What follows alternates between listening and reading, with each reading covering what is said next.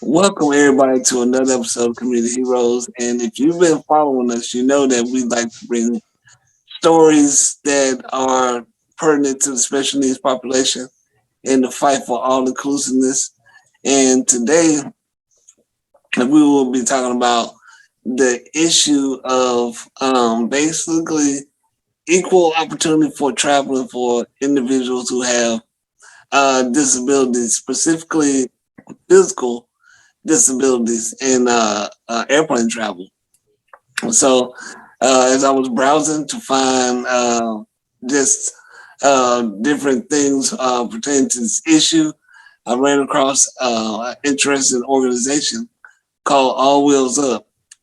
And I had the honor today to speak to the chief operating officer of that organization, Mr. Alan Chaulet. And I hope I said your last name right. It's fine. Some people have said way worse, but hi, I'm excited to speak to you about our work. Yeah. So, okay, Alan, man, I'm just going to kind of jump into some of my questions for our listeners. So, just to kind of give our listeners a understanding of who you are, could you just kind of tell me a little bit about, who you are, your background, your hometown? Yeah, I'm 31 years old with Duchenne muscular dystrophy. I grew up in Lexington, Massachusetts. I went to Bentley University for college, and I graduated in 2013 with a degree in management. And after a 1 year internship, I started working on All Wheels Up with Michelle, and like the rest is history. Okay. All right. So I know you said you said a while ago what your diagnosis is, but could you just kind of give us a little bit of detail about the effects of your diagnosis and maybe some treatments for it? Yeah, right now, so it's a muscle wasting disease. It's like one of the most severe forms of muscular dystrophy. And yeah, so I could walk when I was a kid, and I stopped walking when I was like around 10 or 11. So like it's muscle wasting. So I keep losing like muscles. I slowly lose the ability to move my arms and lift my hands and stuff. But yeah, I'm just lucky to be alive because like the lifespan for it, like when my parents got diagnosed, they're like, "Oh, you're only gonna live to 18." Okay. Yes. And if I kind of myself, I know a little bit about that because as we mentioned the other day when we talked, I have myosin deficient muscular dystrophy, and as with most muscular dystrophy, all of them are muscle deteriorating conditions where, as you just mentioned, over time the muscles begin to deteriorate and weaken over time. Uh, I definitely can kind of relate to uh, your experience that you probably have had up to now. So again, still kind of tacking on to what we just talked about your condition and diagnosis. With your condition, just over the years, can you explain just some of the different ways you found that you had to adjust with your condition just to assimilate into just society and to still be able to be independent? Some of the ways you had to adjust. Yeah, it's tough, but I've always had a great support system and family and friends supporting me throughout throughout the years. And yeah, in high school, I was very independent, and yeah, I had lots of freedom. And yeah, high school was great. But then, like when I started like being 18, that's when I started going to college, and that's at first was really tough for me. Like I tried to take as many like 5 classes, which like normal, students take in a semester, but it was so much. But I'm really proud because like I had my personal care attendant, or my dad dropped me off like at school in the morning around like 9 or 10, and like they'd pick me up at 3 or something, and I'd have like, complete independence, and just I don't even know how I did it. Like I was stuck in elevators all the time, and I could still press the handicap, like the buttons for the doors. Yeah. Yeah, that's interesting. That you just kind of brought it up about elevators and being stuck in them, because just I've experienced those more so in my adult years, just with elevators, because some of the elevators in businesses are still old; they're not modern. So a lot of people don't really pay attention to this, but depending on how the panel is, can really make a difference in how you can really navigate up and down. For me, because of my posture, being slumped over, I had a issue of if the panel had the buttons aligned vertically. I always had a hard time trying to get to the highest button because it was a little bit too high. That was an issue for me.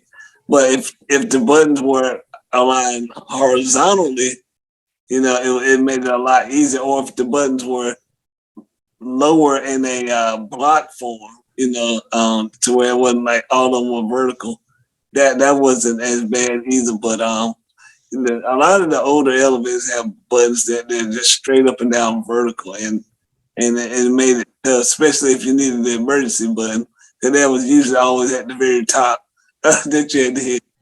So, for me, it was when the panels were on the right side. I just couldn't get close enough. Like when they're on the left, I could use them and stuff. But I had to balance like holding like all my notebooks and binders and stuff on my lap at the same time. And it's very impressive. Yeah. So let me see here. So they kind of okay. So my next question I wanted to ask, because you kind of talked about schooling. So if you didn't mind, I was going to ask if you could kind of just tell us a little bit about just your academic background. So like I said, I went to Bentley University. I graduated in 2013, and I've always had great education. I went to a great high school. Yeah, and the university you went to, I don't know. What was your major there? Management. Okay, that's awesome. So now the main thing of what really I wanted to talk with you about. Can you talk to the listeners today about All Wheels Up and the mission of All Wheels Up?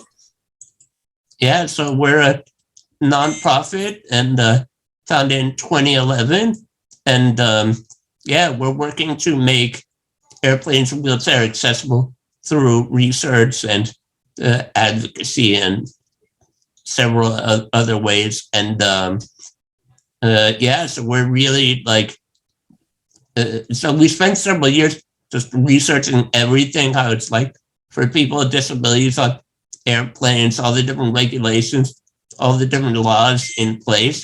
And over the years, we started making big progress. We've had great legislative wins. Like in 2019, there was an amendment to the FAA bill by Senator Duckworth, which required the airlines to say how many wheelchairs like they handle and how many they break a month. And that's been life-changing. And we recently got some of the numbers this year, and it's crazy. It's like 39 wheelchairs damaged a day. And so what we started off doing was we started crash testing wheelchairs and all the different restraints to prove that wheelchairs could fly on airplanes. And yeah, so if we just like kept doing everything we can to prove it was possible. And Congress also approved a 2-year feasibility study to see how this would be possible. And the Transportation Research Board created, and they found that there's no engineering, or design challenges that make it tough. Yeah. Okay.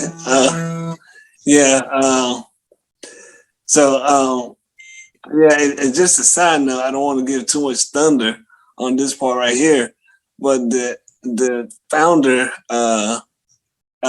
Michelle, also, her, just reading her story, that also is another big thing of what drew me to this organization. As the statement she has on the main page, just saying that what made her want to really advocate for this cause is because of personal experience she had with her child who's disabled, just traveling and just the difficulty she had, it made her want to really make a change as far as airplane travel. And like I said, I don't want to get too much thunder because I'm hoping maybe she'll come along and do an interview with us also, kind of tell her personal story. So I don't want to get too much thunder about that, no details, but that I just wanted to kind of throw that on top of what you just said. I'm sure she'd love to speak on your podcast. And we're really a family organization. Like Michelle is so much of her family that I've met like through All Wheels Up, like her sister and some of her cousins and like her family. And so she's been working on it since 2011. I joined up with her in 2014, and we're a great team. Like, because I can't really go to some of the business meetings, so like I work from home and to go to places, and it's really just a great match, and we're really getting things done. Yeah, and that's awesome. So as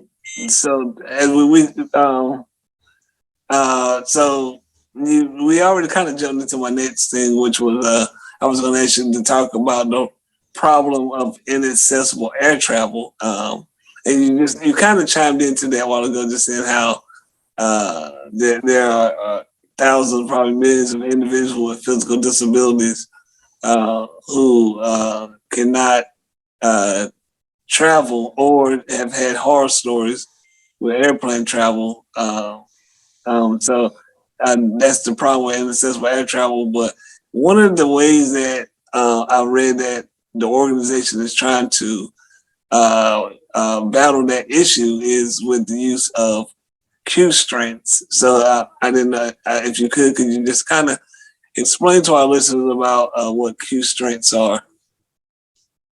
Yeah, well, first I just want to say that if you travel anywhere, like if you travel by plane anywhere in a wheelchair, like even if you prepare completely, everything what to expect, like it's really like there's no way to prevent your wheelchair getting damaged. Like, and we try to educate people on like the process of flying with a wheelchair, like how they'll get into the aisle chair, how they'll transfer into the seat, and how they load their wheelchair in the cargo hold. And so Q Strength, we've been working with them for years. So they're the top company that makes like the wheelchair restraints for like minivans and buses and trains. And we started working with them when we found out that the 16G crash test was the one thing that showed like wheelchairs couldn't fit on airplanes. So we worked with them. They donated a bunch of equipment, and we proved that met those like standards. And Yeah, like they're a great company, and we hope to keep doing more work with them. Yeah. And also, I just want to chime in onto what you just said, just with the whole the company Q strengths and what they do. I just want to just say that most individuals, you probably have seen Q strengths and didn't even know it if you are in any city that offers public transportation to the community. A lot of buses, transportation services usually have a designated area for individuals who are in wheelchairs, and you will see them use the straps that go in the floor and have look like pirate hooks on them. You can hook it onto the chair. These are, as he just mentioned, are Q strengths. They're very simple from what I've seen. Easy to do. You just hook in the floor, find a spot on your chair, and hook up there. But it also has a mechanism that once the you can tighten them up, but also if it's not tight enough, a lot of times the wheelchair moves and has an automatic tightening system. So I don't know if you have experienced that.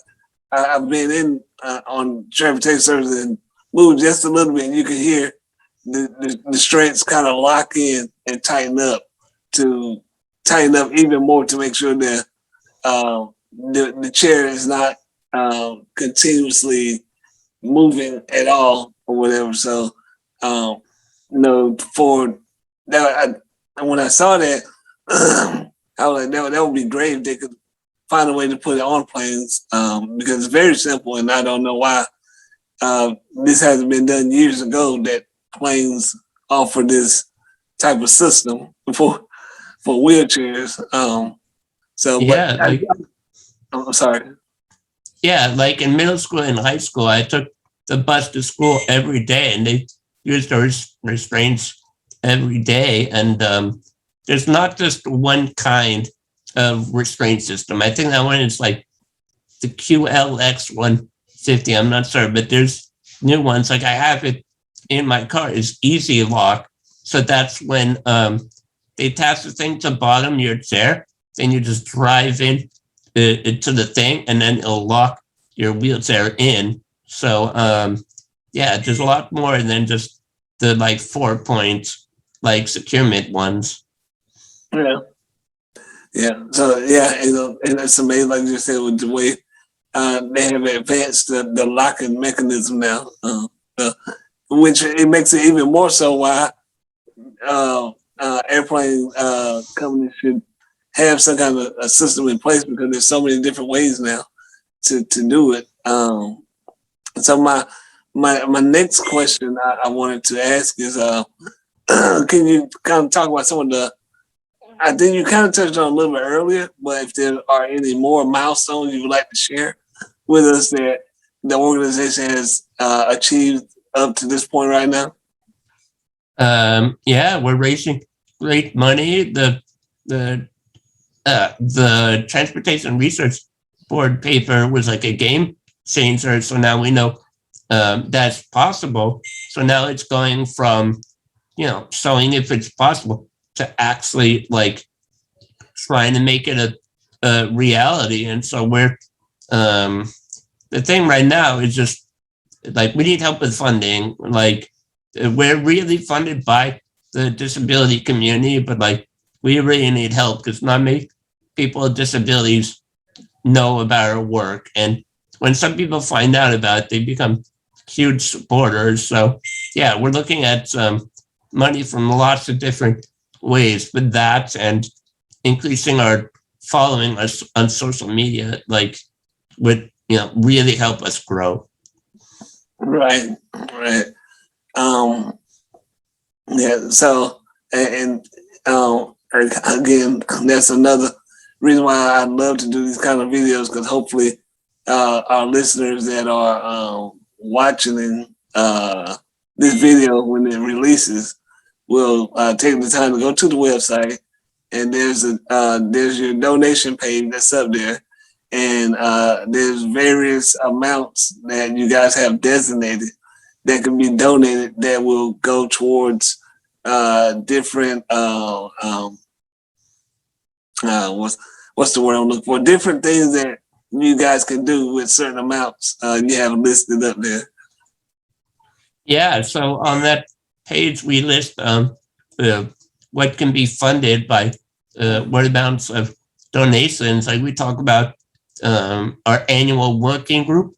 We have that with the airlines, so many people in the aviation industry and disability community. And yeah, it also talks about our Fly Safe Today giveaway. So that's one where we give away transportation slings to people with disabilities that ask them. And yeah, we talk about how about our advocacy efforts with Congress and all the transportation agencies. Like we speak with the FAA and DOT all the time.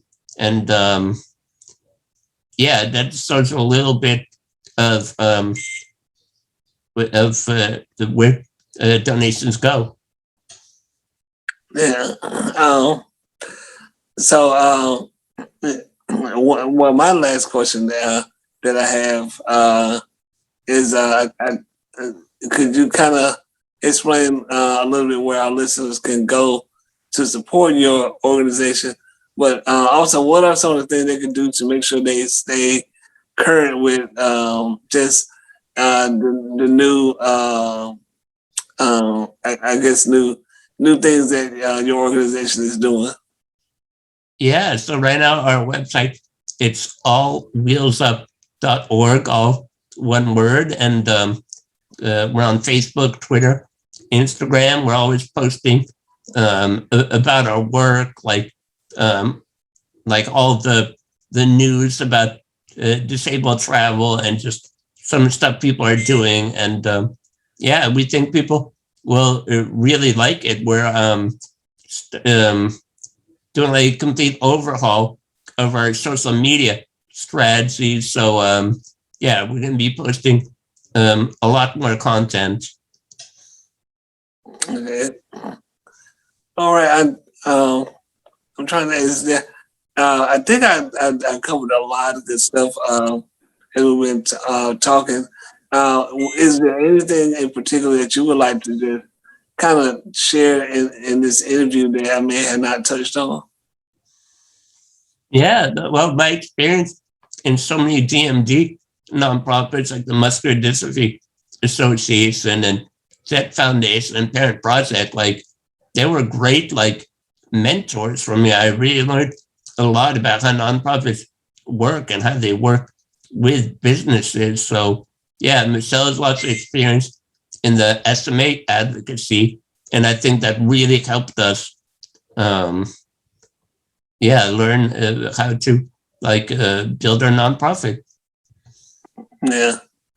Yeah, and I'm actually I've been contacting some of these other organizations too, and I really love that a lot of these organizations you reach out to them, they jump to help out, which is awesome. I've got some real good feedback from other companies, just like All Wheels Up, that are willing to want to work and collaborate and share just guidance and things like that. So that's great. Before I wind this up, I also just kind of wanted to share my personal experience. I shared it with you yesterday about flying, and I'm hoping that sharing this experience kind of brings it all together for those who may not be physically disabled, but also they can kind of get a general understanding of just the urgency of trying to kind of fix, what we're saying about air travel for physically disabled individuals. 2 weeks ago now, I flew for the first time, and my family we went to Florida, and I'm in North Carolina. So for me, that was like about an hour and a half flight, which is not bad. But whenever you have a condition like ours, for example, muscular dystrophy, you tend to tire out quickly. Sometimes whenever you're not in your wheelchair is almost like it's your comfort zone because it's made for your body, so you can be the most comfortable. At least in my case, and anything else that's foreign to my chair, a lot of times I had to find myself finding a comfortable position so I don't tire out as fast. So whenever we went to the airport, I was me, my wife, and my son, and he's 5, and we got through fine through the airport. Went through the standard stuff, check in, and you get wanded down. But of course, I had to go to the side because I couldn't go through the things, so they had to wand me separately. Then they had to check my bag that I have. I have a bag to keep my personal things, ID, medicine, stuff like that. And they did that. That was standard. That wasn't too bad. But the real issue that we're really talking about is the part of getting on the plane. And when you go down the little walkway that takes you to the entrance of the plane, for individuals in the chair, you're in your chair, and now, especially this with the pandemic, everybody's so leery about contactless everything. Everything is contactless, and everything is about personal space. But this, whenever they transport you to this wheelchair, and there's a picture on your guys' website, the transport chair is really not that comfortable. It's a chair that is armless and it's very kind of narrow. The footrest on it is not really meant for being comfortable. And you're on this chair and you're kind of wobbling. It's just not. You feel like you may tilt over at any moment. And they had these some kind of belt. I don't know how to explain the belt.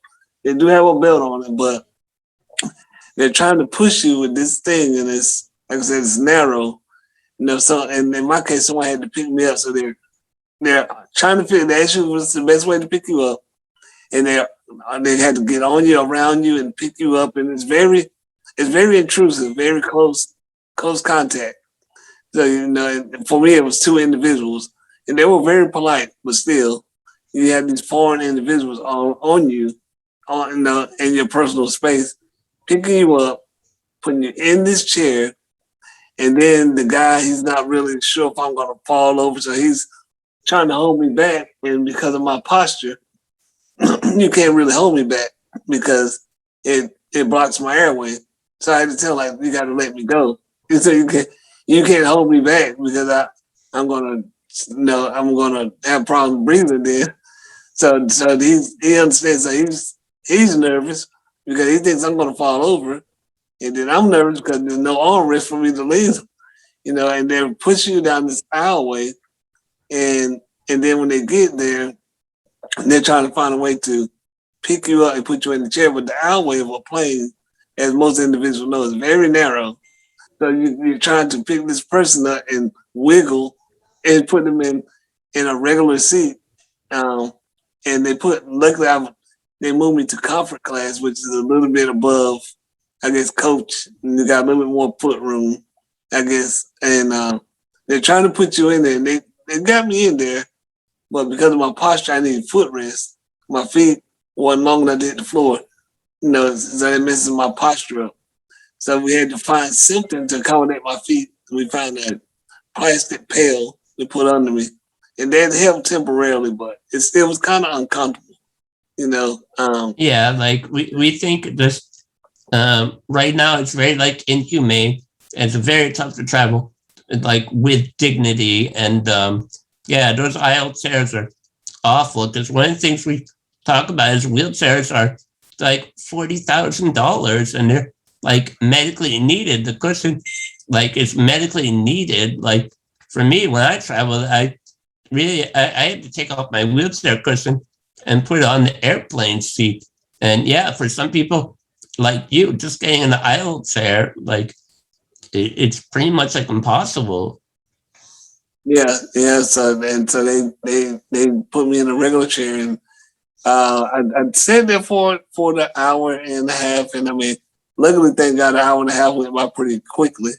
But still, after when you land, I had to wait still like another 20 minutes because once everybody got off, they had to get my chair from I guess the cargo area and bring it up. And most individuals don't know how to navigate the wheelchair. They don't know that you can unlock the power lock and push it. And they were trying to drive the wheelchair.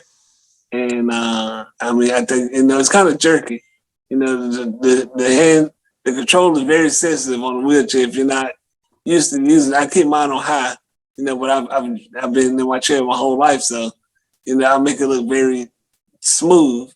But if you're foreign to it, it's jerky. If you touch it, it's going to move. So they're jerkingly trying to get it up the elevator, bring it down now. Like I said, it's like a 20, 30-minute ordeal of them getting the chair all the way to me. Then I'm getting back in the travel transport chair, and the same process all over again.